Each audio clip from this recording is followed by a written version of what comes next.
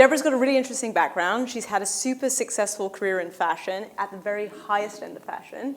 She's worked with the likes of Valentino and Galliano and Cavalli, and she's also got her own very successful brand, which has been seen on the red carpet with some of my favorites, as Jennifer Lopez has worn some of your bags, I believe. But most importantly, she's now segued and taken her wealth of experience and knowledge into a different space, which is an important space. So she is the founder of, good Lord, the Power of Words Foundation. I was going to butcher that. The Power of Words Foundation, which has developed its programming in itself. And she's basically at the segue of fashion, empathy, connection, and EQ. And she's really driving some of that conversation into many different spheres.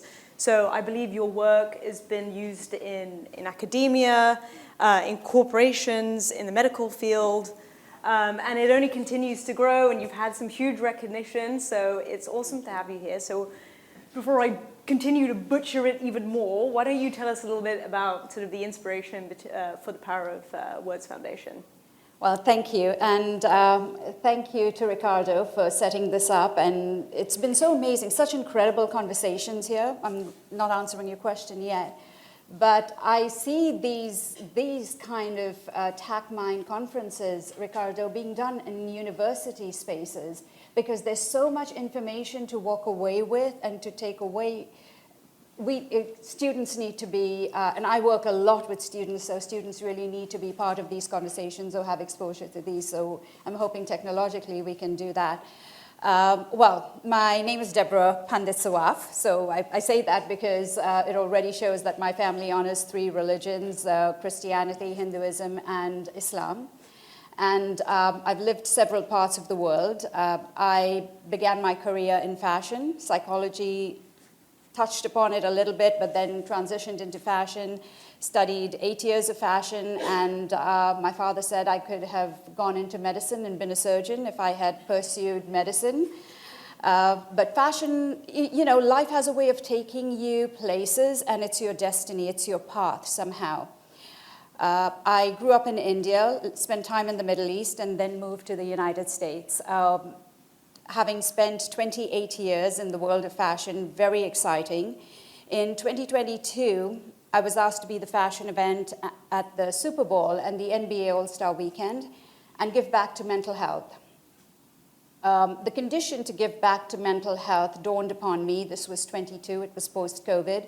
A lot of the students I mentor had gone into a not so happy place. I'd like to say dark place, but a not so happy place. And I realized with the amazing power that the platform of fashion had, I had an opportunity to make change.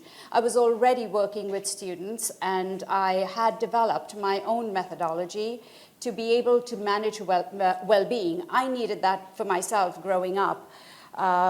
Mental health had been a very big part of my childhood, and what I saw and the survival of my mental well-being was my community.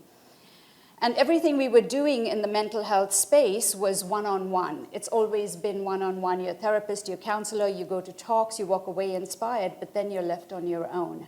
And I realized leveraging the voice of fashion, being able to use my voice, would be a way for me to make change, and therefore I decided to launch a brand through fashion called the Power of Words, which ended up being the umbrella for the Power of Words Foundation.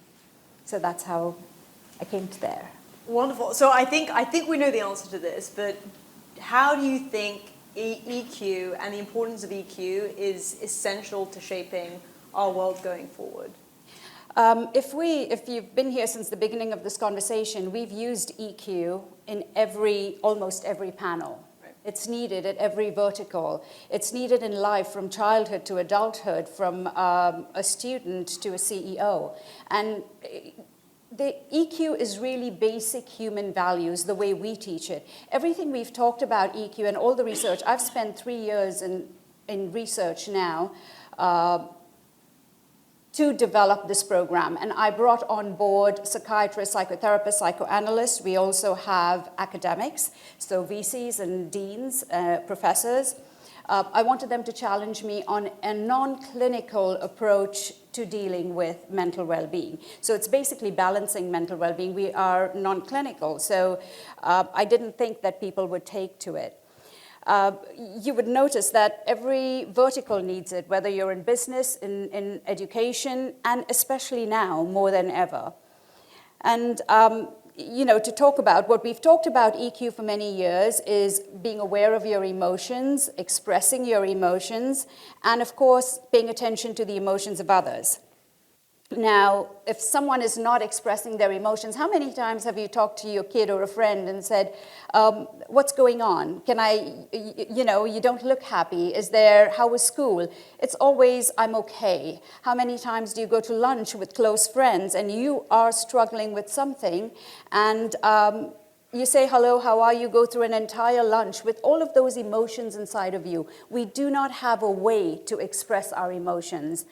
And when I first started, people thought it was too simple, but it's the simplicity of trying to implement something that makes it scalable. And I want to take a moment to give you 7 words, which is what this program is based on, and think about these words and just hold on to it. So, purpose, empathy, courage to speak out, not to offend, but to defend, compassion, optimism, resilience, and warriorism. And those are 7 words that can change your life. And that's what I based the program on. That's really interesting.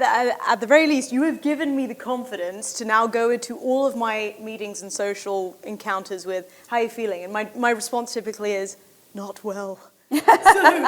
So I will go ahead with that, because that is the truth. No, now then you need the tools. You need the tools to say, I'm working on my optimism today, or I'm working on being resilient, or I need empathy. I mean, how many of us ask for empathy and compassion? Never. Well, that's it. I mean, we're trained to say, I'm not well, things are not good. We're not trained to say, hey, I need help in this. And that because, historically has shown a sign of weakness. And, people are not conditioned that way. So what you're saying is very important. So I come from, as you can see from the board, the corporate world, which is not somewhere where we sort of talk about EQ a ton. So in terms of corporates and leadership, what do you think the importance is? What importance does EQ play, and how do you kind of make change in that space? I think in leadership it plays a really important role because first, leadership, the best examples of leaders are leaders that are able to share their vulnerability. Right. And that helps you connect and be on one level with your team. It helps team building. It helps productivity of your team because you connect and communicate. What we teach is connect, communicate, and collaborate. And by sharing vulnerabilities, you're at the same level as everybody else. And giving the leaders the opportunities to think about that and to practice it. And it helps retention because you can hold on to staff. The young generation have no way of communicating how they feel to leadership. Now, I work with universities. When kids graduate, and if they are certified, if they have an emotional intelligence certification and they go into an organization, they might be able to communicate with management or leadership in the organization only if the leaders are emotionally intelligence certified. The program we have is simple and impactful, but it's practice. It's, what we teach is basic human values. Now, we all grow up with basic human values. You're taught these values at a really young age, at home, in school, and in your spiritual places. But do we practice those on a daily basis? Which is why I say it's simple. We don't actually practice this. And these basic human tools, values that are converted into tools that we've created, reminds you first to be aware of your emotions, connect and communicate your emotions, and to be able to share with your team what you're feeling, what you're thinking. And that's what we lack. Things like empathy and compassion, we all believe we're empathetic and compassionate, but once you get into the program, you realize you can be empathetic and compassionate at every step you take, every room you get into, every store you walk into, every corridor you walk through. We have the opportunities to have eye contact. We're not saying to people, I see you. because we're all looking at our phones. We're screeners, as we call ourselves. No, that makes sense. And going a little bit off-piste here, but I feel like you gave me the go-ahead, so I can do it. But what you're talking about is, I think, something that a lot of people are receptive to, but I think in a lot of industries, and a lot of industries that you're touching, people are not necessarily as receptive, and it's a little bit harder. So what challenges have you faced with kind of the adoption of the program and people, embracing it and taking it on as part of, their day-to-day? When I actually began the program, I did it intentionally for kids, and I started to build a curriculum, but basically for students and teenage students because of all the different things they deal with. And then I was invited to be part of a conversation that was happening. The founder of a group of universities from India was honored in the United States, and I was invited to be part of that delegation. It happens to be called the MIT World Peace University, and it has... Don't know that one. No. But what they are known for is values-based education. And what we brought to them is the tools. Teaching values in theory is not going to work. It needs a practical application. And what we developed, which I haven't really talked about, is the Band Bond Initiative. It's a way to communicate visually. It's unspoken communication of emotions. And that's another whole chapter that I'd have to go into. But have I received pushback? Not from academics. I was in a room with, I presented to 24 deans and vice chancellors and a few professors, and the unanimous vote was, we need this now. How can we implement it? And we moved forward to develop the program with the university, and we are now probably going to, or we will have in the next 6 months, the first Power of Words MIT World Peace University Emotional Intelligence Center for Training. So we will train faculty and clinicians. When I started this, I started for students, but we got pulled into clinicians first because I presented at UCLA to the teams because I started with the Super Bowl and the NBA All-Star. And when I was presenting to the teams at UCLA, I was asked by the orthopedic doctor for the players. She said to me, Deb, this is not just for the students, this is for us as clinicians. We go into work with our cups half full because we are normal human beings, and we empty our cups into our patients and we're running on empty. I have no time to communicate my emotions with the people I work with. That makes me feel really good going to the medical facility. But that would be the same in finance and in law, for example. If you look at the statistics, it is needed. People aren't communicating their emotions. We're running. I mean, our phones dictate where we go and what we do. So also not scripted, but we were talking a little bit over there about sort of AI and technology, and now we're sort of in a post-COVID environment. These present a lot of challenges and sort of a bit contra sort of EQ and kind of being focused on EQ. How do you see these two things meshing together, working together? We're talking about AI and utilizing it, but also keeping the human connection. What's your sort of view on making sure that our new world also incorporates the human aspect? I think AI is fascinating. It is the most exciting thing that has happened in the last several decades. And when I spoke at the 10th World Parliament, and when I opened my talk, it was teaching humans to leverage AI as an ally while keeping the human connection. Now, if we start to spend more time on screen, we will have less time with human beings. We're working with gamers and teaching gamers to go into games exhibiting the emotions they're feeling, not in the game, but what they're feeling in the seat they're sitting in playing the game. And that's what's going to keep the human connection. I think AI is fascinating. I was reached out to, and we're working together with an AI scientist from Oxford. And we've actually developed, or we use AI to teach kids. Our program goes from 2 to 92. How do you teach kids emotions at a really young age? We can teach them everything IQ. We teach them the alphabet, colors, words, stories. They learn everything, but we're not focusing on emotions. So we've taken the 7 pillars that we have, or the 7 modules, and used these 7 words I gave you, used animals that emulate the emotion. So the elephant emulates empathy, the penguin resilience, and so on. And we started to tell stories or develop stories told by the elephant. How does the elephant show empathy? And the next thing from there goes into animation. Once the child has learned the story, we go into gamification. When the child plays the game, the choices the child makes in the game tells you the level of empathy, compassion, warriorism, optimism. And we've built our own unique method to measure people's emotional intelligence, so to speak. Wow. So I know we've got a couple of minutes left. I've got one important question, I think, before they take questions. So what is next for the Power of Words Foundation? We've already started talking and working with universities. I would like to see, You've mentioned some really nondescript ones like Oxford and MIT already. Well, we do workshops we just recently did a workshop for executives in the LA chapter of Harvard Business School. So we do work with executives because we believe that they need the tools.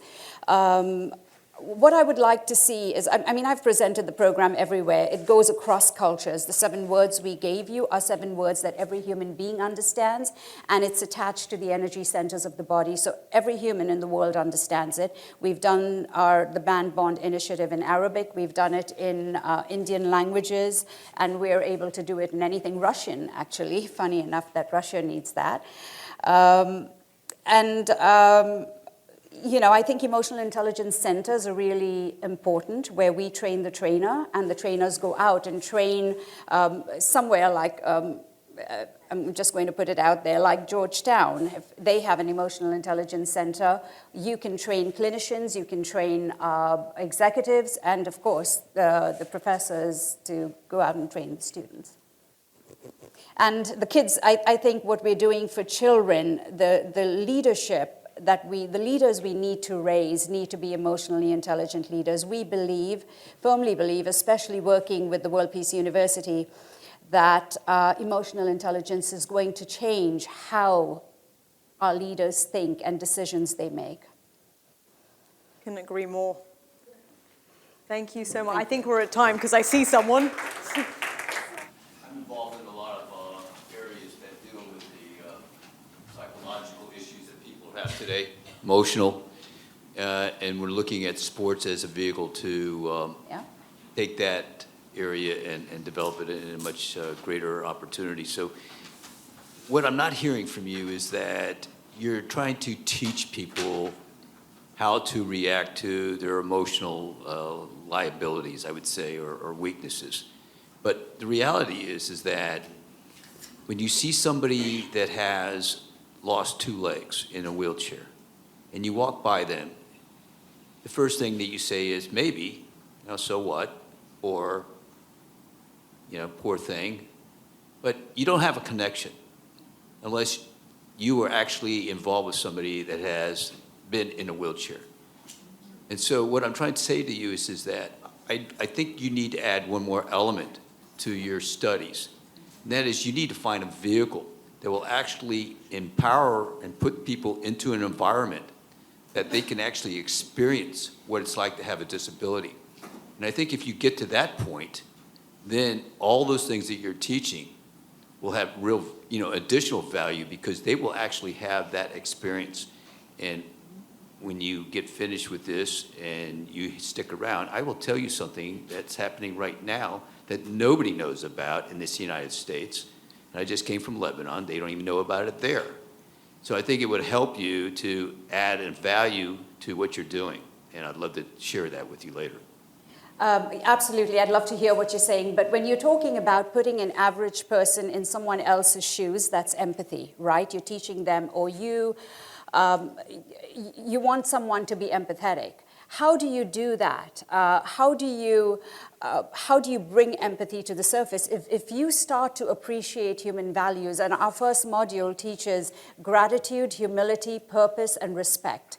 And if you can follow those 4 principles, and that's the basic human principles, you reach an elevated stage and people feel your energy. The problem is, we call it purpose or magic, our very first module. Every one of us, first, to go back to your point of this person who's in a wheelchair, we are all exactly where we're meant to be at any given moment in time. You talking to me right now, that's predetermined, that's destiny. We're meant to be here in this room speaking about whatever we're going through. You're in an elevator with someone. When I leave sometimes when I finish a session, I say to the kids, go into the elevator, get your heads out of your phone. You're exactly where you're meant to be, in the elevator with the person. Feel your magic. Our Creator puts us on this planet with a magic inside of us. And whether you're in a wheelchair or whether you're a little kid in Africa, you have that magic inside of you, but nobody tells you that you have something special inside of you. And you can't teach people empathy unless they realize and use their basic human values on a daily basis. We think we're empathetic, but we're empathetic conveniently when we want to be, when we feel like when we're in a good mood. But if you practice the basic human values on a daily basis, which is our methodology, I'm not selling my methodology, but use your own principles that you've been raised with on a daily basis and be aware of that consistently. I have to remind myself to be empathetic in every situation. But I can't change everyone else's mind about someone else that's in a wheelchair. We do work with the Special Olympics. We do work with families with kids that have autism. But we're teaching them to communicate the emotions they're feeling and they're going through. Now, if this child or adult in a wheelchair is able to say, I'm feeling like a warrior today. Everyone in the community that is part of the movement, we call it a movement, is going to say, thumbs up to you, John, for being a warrior today. Or asking, or John saying, I need empathy today. Sorry, I'm talking too much and too fast, but, John saying, I need empathy today, someone will reach out to you and say, how can I help you? I was recently, and just to give you a little example about the communication that the tools do, I was talking to the chief media officer of Amazon, and she said, Deb, we walk into the building, this big building, swipe our card and say good morning to Mark or whoever's sitting there at security, and go into the building. If Mark was exhibiting that he was being optimistic today, her conversation with him would change. She'd say, good morning, Mark. Can I help you with being optimistic? Or, thumbs up for being optimistic today. What you're saying to Mark is, I see you. And there may be, and they don't know each other at all. It's giving people an opportunity to express how they're feeling. We need to communicate more, and we're not communicating. I know I went off topic, but building empathy is really understanding the emotions of others. And I'd love to talk to you after. Sorry.